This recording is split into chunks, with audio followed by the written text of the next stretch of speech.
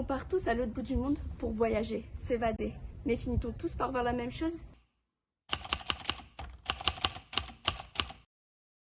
Aujourd'hui, le tourisme de masse transforme les destinations touristiques en une attraction où tout finit par se ressembler. On visite les lieux sans jamais vraiment les comprendre. Et à force de vouloir tout standardiser pour le confort des visiteurs internationaux, on finit par effacer l'âme et l'identité des destinations. Mon projet est de proposer une alternative concrète à ce projet en passant d'un tourisme de consommation à un tourisme de transmission. Mais qu'est-ce qu'un tourisme de transmission? C'est un tourisme centré sur le partage et la transmission de la culture, des traditions et du patrimoine d'une génération à une autre à travers l'expérience du voyage. Sur le plan culturel, le danger du tourisme de consommation, c'est la folklorisation, puisqu'on ne rencontre plus les personnes, mais on les observe comme un simple décor de cinéma. Pour plaire aux standards internationaux, les populations locales finissent par jouer leur propre rôle comme des figurants, portant leur culture comme un déguisement pour la photo. Ainsi, tout devient une mise en scène. On vide les traditions de leur sens et on remplace l'artisanat par des copies de bon marché industriellement réalisées. Le résultat, les destinations perdent leur dignité et deviennent interchangeables.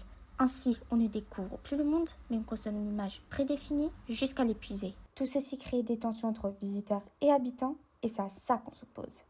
Le projet ici est un enjeu crucial pour la préservation de savoir-faire millénaires et cultures ancestrales. Quand on choisit un tourisme d'immersion, on ne se contente pas de regarder, on veut participer. Le voyageur devient alors un acteur de la protection du patrimoine. Plutôt que d'acheter des objets fabriqués en usine, on soutient directement les habitants et on fait vivre leurs traditions. On redonne de la dignité aux populations locales. Elles ne sont plus un simple décor pour les photos, mais des véritables gardiens d'un savoir-faire qu'ils partagent avec fierté et se sentent compris. Ce qui change vraiment avec cette approche, c'est l'expérience qu'on en retire à la fin. On ne rentre plus à la maison avec une simple carte postale ou des selfies à tout va, mais avec une nouvelle vision du monde, accompagnée de nombreuses rencontres et de nouvelles connaissances. Quittons alors les sentiers battus et découvrons les quatre coins du monde où la culture se vit à la source. Tout d'abord, voyageons au Maroc, où l'atelier Thalassin ne vend pas juste des tapis, il préserve le tissage berbère. Ici, 100% des bénéfices sont réinvestis dans la communauté pour garantir un salaire équitable aux tisseuses. En participant au processus, le voyageur comprend que chaque motif est un alphabet vieux de plusieurs millénaires qui reprend vie sous ses yeux.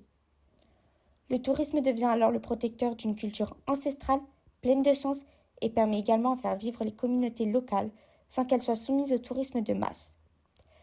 La relation entre touristes et habitants ne devient que positive, faisant rempart aux effets négatifs du tourisme de masse. Maintenant, traversons la Méditerranée pour nous rendre à Séville. Ici, le quartier de Triana lutte contre la standardisation en ouvrant ses ateliers de céramique au public. L'enjeu est de taille. On estime que plus de 80% des souvenirs vendus dans la zone touristique ne sont pas produits localement.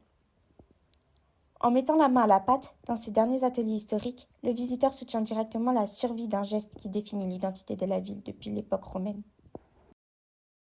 Cette participation active permet aux artisans de maintenir leur activité au cœur de la ville, faisant ainsi rempart à la pression des boutiques de souvenirs industriels et permet aux visiteurs de vivre une expérience unique, loin de celle standardisée.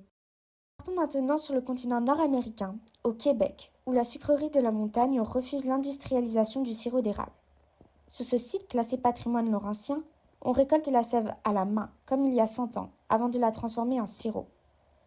Transmettre ce geste aux visiteurs, c'est transformer un simple produit sucré en une leçon d'histoire et de respect de la nature et de la culture.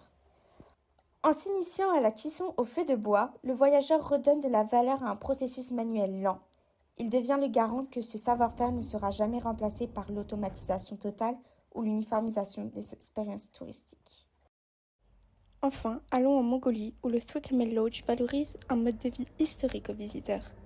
Cet exemple montre un type de tourisme autant culturel que durable. Le lodge emploie 100% du personnel local et protège les espèces menacées du gobi. En partageant le quotidien des éleveurs et le montage des yourtes, le visiteur transforme son séjour en un soutien financier vital. Il permet à ces familles ainsi de maintenir leur mode de vie traditionnel. En privilégiant les rencontres plutôt que la consommation, ce projet montre que le tourisme peut se transformer en une force pour protéger et non détruire. Ainsi, c'est la seule solution pour un voyage plus humain et plein de sens. En valorisant l'humain plutôt que le produit, le tourisme de transmission permet aux cultures de rester bien vivantes. Il permet aux visiteurs de vivre une expérience unique loin des circuits standardisés par le tourisme de masse. La relation entre visiteurs et habitants devient alors positive et pleine de partage. Ne soyons plus des simples visiteurs de passage, devenons des témoins et des alliés de ces cultures et traditions millénaires.